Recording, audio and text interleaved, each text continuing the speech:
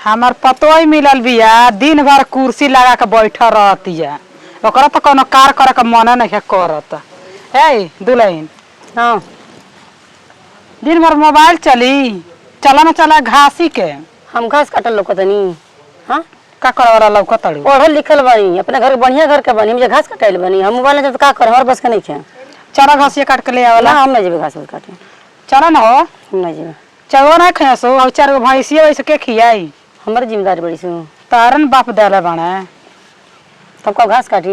हाँ, दहेज चलो। लेके आइल बानी पैसा इतना बट दियल बानी बाप मैं क्या दिल बने चला घास काटे उठा। ठीक है चल आज हमार मन खुश बा कि आज हमार पतोई घास काटे जाती है। हाँ चल तन चल आए चला चल तू हंसुआ ले लो आ काटो घास।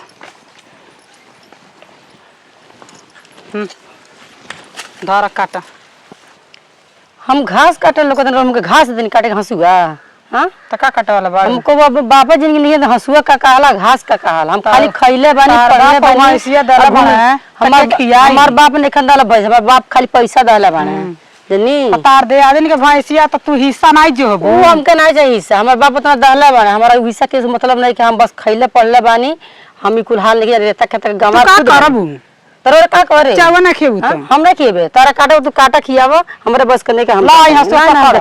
नहीं हम जाते नहीं हम नहीं करेंगे लाई काटा हंसुआ पकड़ हम नहीं कटबे हम काहे कि हम घर में अपने को कहले नहीं की हमरा बस के नहीं खे ठीक ना तो हम काट के खियाई। हां तोरे काट के हंसुआ पकड़ ए बुढ़िया के ढेर ज्यादा बोलबू ना ते हंसो तर करवा ना उतार देम जानत नहीं कि हम के तू रेता खेत में गमार बनबो हमके ननपर बनबो का हम पढ़ल लिखल बानी काम नहीं कैले हम कोई तुम्हार घेट कटबू का नहीं काटे वैसे हम कटा तो घेट कटबू चलो छोड़ दो जाई दो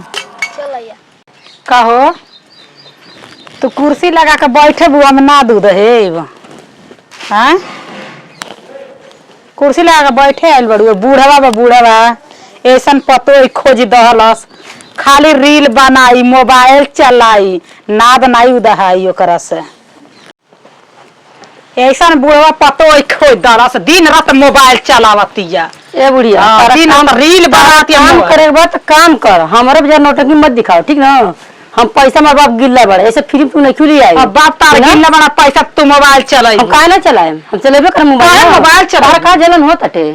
अभी अपना मारदा से ना तो गई दिया गई के मार के नहीं नहीं कोई ना आवे में मर्दा पीट जा कद फोन अपने बेटा पास आवे हमर पुतो तार मारे तार लगा मोबाइल तू कद हमर लगा मोबाइल डाल बना का किन के हम फोन करे तू कर नहीं करबे तो मत कर हमरा की नहीं दिन रात तू मोबाइल चलाइबो हम कार नहीं तू चाहत दहेजो गिनवाला नहीं पतोया हमर बना खिया ले ना बुझा कर ई दिमाग में निकाल दे बुढ़िया तारा करे तो कर नहीं करबे तो तू हट जाए सब कार हम नहीं करे तू कौन छी कर कुछ नहीं करे कौन छी तू कर पैसा धइल तो ना कहलू अब भैया तारन बाप हमार बाप ने के डाले तू जाना तारा और लोग जाने ठीक ना हमार नाम लेत बताओ हम कुछ भी कर दिन में मोबाइल चला दिन में सुतल है हम खानो नहीं बना राज बा बना खिएबो ना दू रोटी दिन में तार जन को मोबाइल चलाबो कुर्सी उतना बाबा इतना राज तारे आ हम नहीं करबे तू जिया तो चिल्लात हम जाता नहीं हम सब नहीं कपार बत्ती गलता से जा बाप हो बाप ऐसा ने पतो हमरा नसीब में लिखा रही न रात कार वो कहां भइल बाटे तू कहां चली आइला दूसरे के झगड़ा सुने में तनिक मजा आवेला। हां कौन मजा होता रे भाई हम तो इनी भाई तो झगड़ा करतो कोई तो ये समझा दल जाई तू मत समझा भागा तेज चला भागा तू अपना घर आ जा। ए सुन भाई का करो रात में बीच में हां का पर्याय नहीं है अरे हमारे घर के रोज के ड्रामा ये बा तीसरा में कुछ कर नहीं पाई ठीक ना रचित अपने घर जाए बड़ी पंचायत चल अपने घर ठीक है भाई अपन देखा जा झूठा ना बुरा हुआ इला देख ला ऐसा पतो ही मिलल बिया जा अपना घर। ए बुढ़िया ज्यादा चक्कर पकड़ मत बोली ठीक ना अब हम फोन अपने भाई के पास हम लगावते हमारे भाई याद खुद हम चले हम नायर तोड़ कर एक क्षण ते हम कहना परेशान कर कर दे बुढ़िया ते ठीक ना जा जा जा अपना भाई के बोलवा लो टेम्पू बोला ला चल जा हमरा तरफ से जरूरत नहीं घरवा के जानते नहीं का हाल कैसन घर का हम बेटी हई तारा पता नहीं के तारा कथिया ना एक मिनट में नाप दिस ता सब तारा में जा जा जा हंसुआ खेते घास काटला ये घास काटला नहीं एक बोझ लाद चल लेना खिया देनी भैंस चौगा के तो जो त केकरा सुनावे के ता जो हां जो तोर नैहर जाब तो जो भोला ले भाई बाप का जो हम जात नहीं जो जो भाल जो जात नहीं जो जाता रहता फिर लौट के आइए मत, अपना भाई के बोला ले जो दुआरा सामान में लदवा के जो आइए मत दौड़ के तले तो अपना भाई पर रहियो जाइए, फिर आइए मत लौट के हमारा घर है, ठीक ना? जो हम हम नहीं आए। हाँ तो जो अपना भाई पर रह जाइए, का करे अबे। माधुरी शर्मा।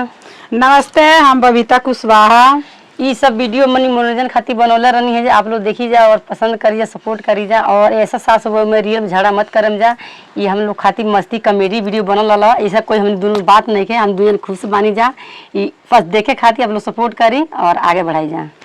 आप लोग के देखे खातिर वीडियो मनोरंजन खातिर बना रहा,